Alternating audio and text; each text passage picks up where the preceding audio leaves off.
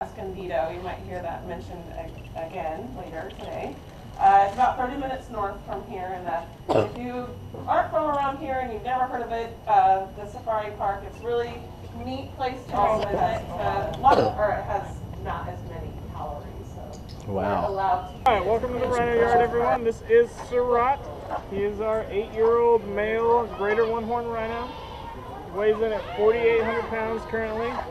The species doesn't fully mature until about the age of 10. At that point, he can reach up to 6,000 pounds. He was born at the San Diego Zoo Safari Park. It's the location where we do all of our rhino breeding. It includes greater one-horn rhinos like Surat, black rhinos, also white rhinos. And since the park was open in the 70s, we've been lucky enough to have 67 baby greater one-horn rhinos. We're the #1 breeding facility for these guys in the U.S. We currently have 10 of these guys out there. 6 females, 2 males, and 2 babies. And these guys are endangered due to poaching for their horn. Some cultures believe their horn possesses medicinal value. It's been scientifically proven his horn is made out of keratin, the same stuff as our hair and fingernails.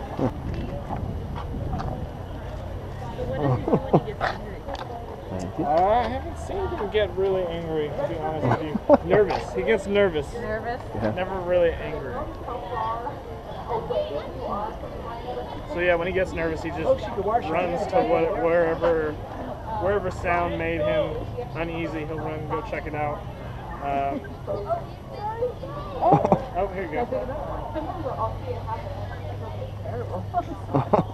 If you folks have any questions, Scott's the man to ask. Go ahead and ask them. Maybe someone standing next to you is thinking the same thing. And a big smile, sir. Ready? Thank you.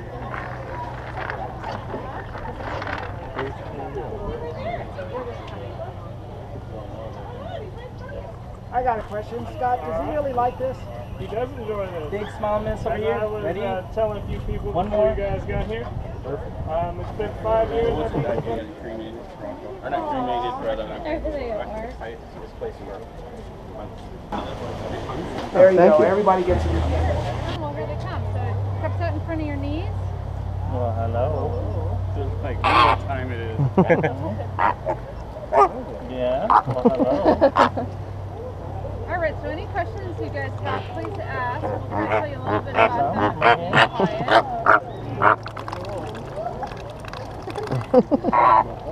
Somebody told me that they had keratin and keratin in their diet, but they changed instead. These guys, I didn't hear you super well, Sloppy but they eater. have their diet in the wild would be things like shrimp, small invertebrates, and algae that have carotenoids, not keratin. That's what the rhino's horn is made of. But carotenoids, that's the color class that color that's found in keratin. You don't remember.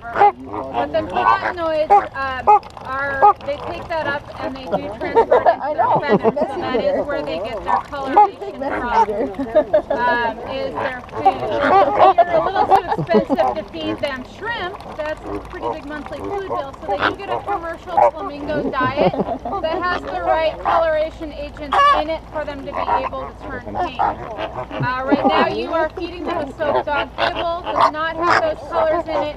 This is a special training treat only for backstagers. The black feathers are wing feathers. Let me add them on. Time out. So there's the black wing feathers. Showing off. I think you won that fight. That was smart. These are Bob's birds. Yeah. Now they're gonna I tried to set it down and then he knocked it over. Usually when one of them does something, the rest will follow, especially a dominant bird like that. So feathers up is a little bit of a threat to the other birds. Says look how big I am.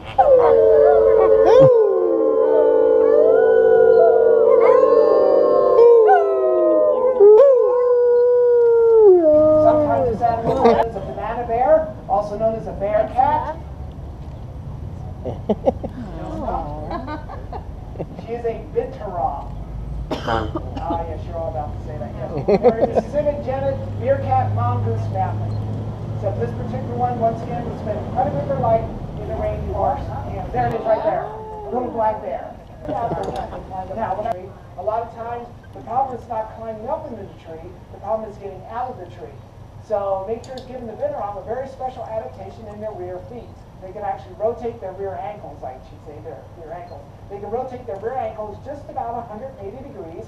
They have the ability to come head first down the tree as opposed to having to back down and jump out of the tree like your house cat would have to do. Check out the rear feet and use of the tail. Once again, if you need to make a All right. exit So we'll out. do the same thing, sir, if you want to kind of come on the back. And then if you're right on the corner, hands down flat right about there, look up at the camera. I'll have you guys stand up just because I don't want to Okay, in your face. sure. There you go. Yeah, she is a very scent-oriented animal, and sometimes if you're within her reach, you want to reach over and grab her and kind of see what type of shampoo you're using, if you have sunblock on, something of that nature. So that's why we have to stand up and interact with it or something of that nature. Excellent leapers and jumpers. If she doesn't jump out of this tree, our tree, I think she's going to jump.